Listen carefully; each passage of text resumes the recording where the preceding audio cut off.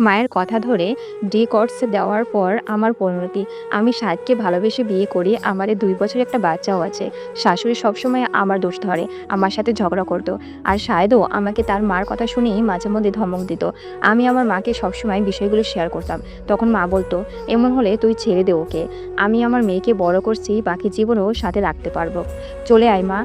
আমিও কথাগুলো শুনে শান্তি পেতাম যে আমার মা তো আছে। এরপর আমি সাহেদকে ছেড়ে চলে আসি বাবার বাড়ি আর তাকে নিটোর্স পাঠিয়ে দেই। কয়েক মাস ভালোভাবে কাটার পর এবার আমার নিজের মাই আমাকে মাঝে মধ্যে খোঁচা দিয়ে বলে এবং আশেপাশের মানুষও। এখন মনে হচ্ছে স্বামীর কাছেই শান্তি ছিলাম। সাহেদকে ফোন দেই কিন্তু সে আমার ফোন কেটে দেয়। এখন কি করব বুঝতে পারছি না। লেখাটা এক আপু পাঠিয়েছেন। আসলে কি জানেন, বিয়ের পর একটা মেয়ের তার বাবার বাড়ি নিরাপদ না, নিরাপদ হচ্ছে তার স্বামীর বাড়ি। মেয়েদের নির্দিষ্ট একটা সময় হলে বাবার বাড়ি তো মেয়েরা বোঝা হয়ে যায়। আর বিয়ের পর তো কথাই নেই। তাই বিয়ের পর স্বামী সবকিছু। স্বামী যেমনই হোক, স্বামীই সব।